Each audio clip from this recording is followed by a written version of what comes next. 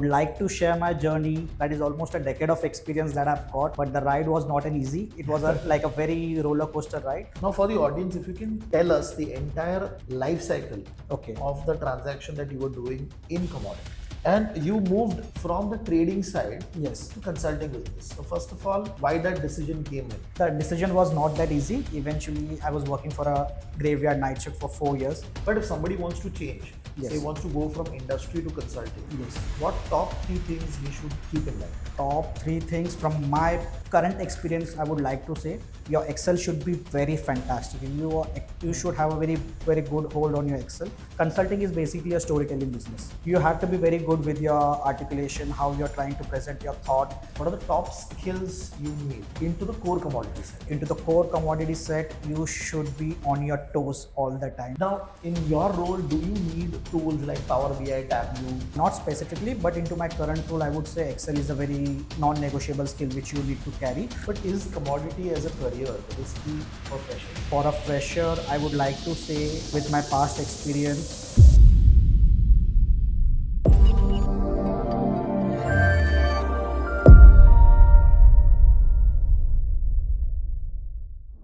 Hello guys, hi, this is Ganesh Nayak. I help finance professionals and students to excel in their career and become a better version of themselves. And I also help students preparing for competitive exams in finance like CFA, FRM and SCR. And as a part of that journey, we also bring out podcasts of people from the industry trying to understand what are the different roles that are available in the industry, what skills are needed, and how we can make a career in finance. Now, with that thought process, I'm with Prashant, Mr.Prashant Dongre, and he's basically managing transaction and strategy, okay, into the energy and commodity space. And he has a decade of experience into the industry where he has seen trading desk, he has seen market risk, and now he is into consulting. So we're going to be talking about his overall experience, his journey, and what you can learn today from him. So Prashant, first of all, thank you very much for taking out time and talking to us. For the audience, if you can give a brief about your overall journey. okay. Thank you, sir, for having me on this podcast. Would like to share my journey. That is almost a decade of experience that I've got, but the ride was not an easy. It was like a very roller coaster ride. Eventually, when I started my career, I started with the tech finance. Okay. That was like a finance associate role. Then I landed into investment banking career. Then from investment banking, I landed into commodity trading. And right now, at the moment, I'm into consulting. I started my career in the year 2015. That was as a finance associate role where I was working for one of the tech firm where we used to do the reconciliation for their revenue analysis, contract reading we used to do. And parallelly, I was opting for my MBA from Wellington Institute, and I was also doing one of the certification from Immaticus, that is a certified investment banking operational professional. So because of that certification, I got an opportunity working with 3 investment bank, that is Nomura, Morgan Stanley and JP Morgan. With Nomura, I was a part of regulatory division where we used to report trades on a daily basis to the regulator for the different asset classes. So that was one of my experience. I was working for them on a contractual role. Basis of that experience, I got moved into Morgan Stanley for the next 6 months. I was working with them on a NY desk, that is for the cash and equity business. We used to do the reconciliation versus the broker reconciliation versus the position which they're having on the daily basis. We used to do the reconciliation and we used to report their position to the broker as well. Then later, I got an opportunity working for JP Morgan. Within JP Morgan, I was a part of fixed income division. I was directly working with the London desk where we were trying to set up the commodity regulatory business. Okay. So basis of that experience, I cracked into Trafigura where I've spent almost 4 years working with them. And the Trafigura experience was like a very fantastic where I've spent almost my 4 years where you get to learn the real supply and demand business of commodities. Okay. How does one of the commodity structure flows? How does geographical economic plays a key role, pivotal role in managing your price risk? From that, I moved on to consulting. At the moment, I'm working with consulting. I was a part of Deloitte, where I was a part of a regulatory and legal division, where I've supported many clients, $1 billion clients, where I was supporting for their internal control testing as a second line of defense. Okay. I have done a research work over there. At the moment, I'm working with EVA as an associate manager, where my roles and responsibility basically is where I'm supporting a Singapore desk, where there are several clients, they want to optimize their trading desk. They want to benchmark the particular business on that particular region if they want to set up the business. So we do the benchmarking banking, we try to optimize the trading desk. So initially it was contractual rules into investment banking. Yes. Then you moved into energy and commodity space, and that entire space you are still now. You started with Trafigura and still with the same. So eventually I started, the turning point of my career would be like I went from a contractual role to a full-time role working with Trafigura. Okay. So I started with investment banking, that 3 investment banking on a contractual role, and one fine day I got a call from Trafigura. So it was like a full-time role. I thought to give a shot, and eventually I spent almost 4 years working with them for the commodity trading desk. It is like a very different experience it was while working with them versus the investment bank. For the audience, how commodity is different than investment banking? The structure is almost similar. The trade life cycle is almost same. Within investment banking, I would like to say there is a front office, middle office, and back end. Within commodities as well, there is a front end, middle and back end. But the key differentiator is there. Within the investment bank, once the trades have been punched, we do the affirmation and confirmation. But within the commodities, it is totally different. There is a trade finance, there is a due diligence, compliance check, because the business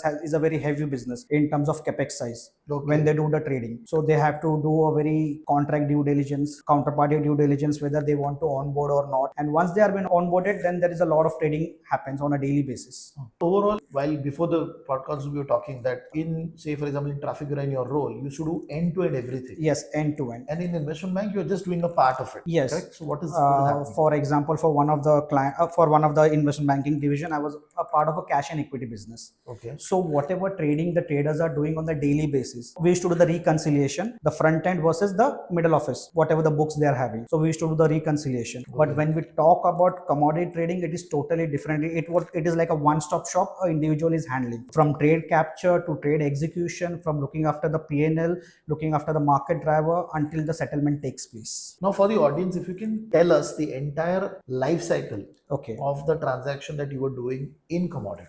For example, you are a trader and I'm working as a front office assistant for you. So I'll be playing a role of a front end as well as for the middle office. As a front end, you will shoot me an email on a daily basis. So these are the particular trades. So what I'll do, I'll try to punch that particular trade into the internal system. Once the trade get into the internal system, that trade replication would go across a contract division. Same trades would get across the contract division. The contract would try to do the reconciliation between the counterparty contract versus the internal trades which have failed, whether the deal economics are matching or not. Once the deal economics are matching, the contract would get generated, then it would hit on the floor. If it is not getting matched, then we'll have to do the amendments based on the requirements, whatever the requirements are there. Once the trade gets on the floor, that's the trades flow into the system, middle office system. Okay. So where the real game starts, doing mark to market calculation, looking after the P&L, how you would hedge that particular trade, looking after the market scenario. At end of the day, you will have to run the report, how many trades are being carried on a one particular day, how does the position look like, and you will have to see the current market drivers which is impacting P&L, how your month end would roll for the next position, everything. And you moved from the trading side to consulting business. So first of all, why that decision came in? The decision was not that easy. Eventually it was like I was working for a graveyard night shift for 4 years. So I was looking out for a day, but apparently I got a call from one of the consulting. So I thought to give a shot, and that too, it was into a commodity role itself. My base was not getting changed. Okay. So it was like where I'm working on the prop desk, it would be like I'm giving consulting to another firm. But if somebody wants to change, say wants to go from industry to consulting, what top 3 things he should keep in mind? Top 3 things from my current experience, I would like to say, your Excel should be very fantastic. You should have a very good hold on your Excel. Your skills in terms of stakeholder management, how you articulate your thought process. Consulting is basically a storytelling business. You have to be very good with your articulation, how you're trying to present your thought, or how you're trying to present one of the case to your engagement manager, how you can try to solve the problem solving thing. Basically, Excel, how you're managing a relationship with your stakeholder, and problem solving skills. Perfect. You also have moved from a temporary roles or contractual roles to the permanent side. Again, same question. Suppose a lot of our audience who is doing sitting into a contractual role, if they want to move, what top 3 or 5 things they should do or they should keep in mind? Okay, at my time when I was working on the contractual role, at that point of time, it was like a very boom into investment banking where people are getting hired on the contractual role. So I was lucky enough, I was working for the contractual role. But the top skill I would like to say, your base should be very strong in terms of financial literacy, the product knowledge, derivatives knowledge. And later, once you are into a contractual role, you should be very good with the trade knowledge. How does investment banking works? when we talk about the commodity business, Yes. what are the top skills you need into the core commodity side? Into the core commodity set, you should be on your toes all the time, because Okay. the position which you're carrying on a daily basis would fluctuate. You are responsible to communicate with your trader on a daily basis. What are the market condition? What are the market driver? What exactly the geopolitical and economics are playing for that particular product? You should be aware on a daily basis. Basically, you have to keep a tap on market. You have to be on your toes. It is like a very go business. Every time you have to be on your toes. Trader would give you a call any time of the day. How does my PNL look like? This is also applicable to the middle office roles in commodity. Yeah, middle office. Those who are specifically into handling books, they are looking after P&L business. Anytime your trader would give you a call and ask you for the particular P&L, how does my P&L look? Do I need to make certain changes? Do I need to carry position? Do I need to hedge it? What's my MTM look like? Okay. Everything. Now, in your role, do you need tools like Power BI, Tableau? Not specifically, but into my current role, I would say Excel is a very non-negotiable skill which you need to carry. But when you talk about Power BI and Tableau, that would be like a problem-solving tool which you need, that specifically for the quants role and the trading side. You talked about supporting the trader, right? Yes. So, like a deals desk, how can somebody break into those roles? From my past experience, because of my investment banking experience working for the cash and equity business and for the fixed income division for the commodities, that helped me getting into the Trafigura into commodities role. That was like a very primary base for me. At that point of time, I was working as a trade support. I was working for the middle office trade support role, so that was like a go for me. And does the role in commodity, be it consulting, be it trading, is it very hectic? Not exactly hectic, I would say, but it is all the time. You have to be very sharp with your numbers when you're working into commodity trading business. And while consulting, it is totally different, where your day would be different every day. You're doing X activity today, it won't be like you're doing the same activity tomorrow. It would be like a Y. Your expectation, your theme on a daily basis get changed. But is commodity as a career risky for freshers? For a fresher, I would like to say, with my past experience for Trafigura, it is like a very good. They have a rotational program called as a graduate rotational program, where they get to learn the 3 different scale of the business, from front end to trading operations, trade finance role. They get a blend of mixture. So one of the graduates who are looking for that would be very helpful for them. And you have changed a lot of roles. When should somebody switch role? Okay. Or what should be the trigger point, or how should they plan? The trigger point would be when your learning curve has been stopped and things are looking very easy for you. Okay. And there is nothing that you can go beyond that. When things are getting very harder, that is not a changing point, because that experience would make you more stronger for your further roles. Now, if somebody is confused between, say, trading, risk, or consulting, Yes. what is your guidance to that person, how he should choose? I'll start with trading first.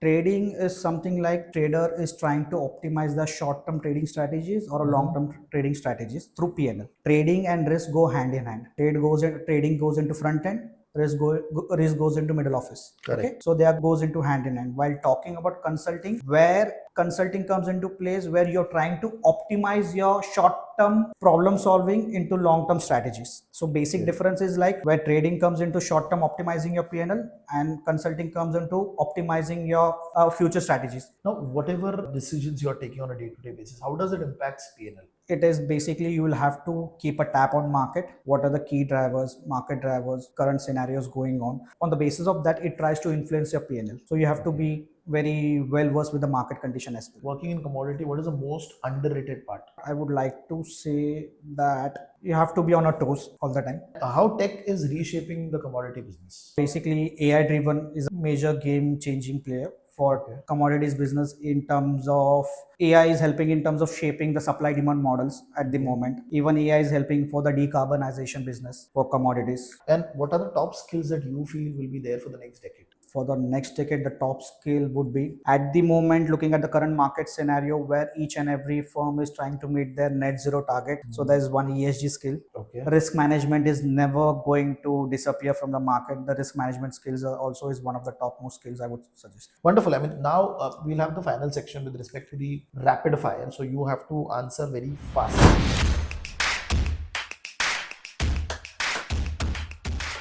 Most underrated finance myth? That you have to be very good with crunching the numbers. One habit every analyst needs? That you should be very much sure about the assumption which you're carrying in terms of working. Assumption. Okay.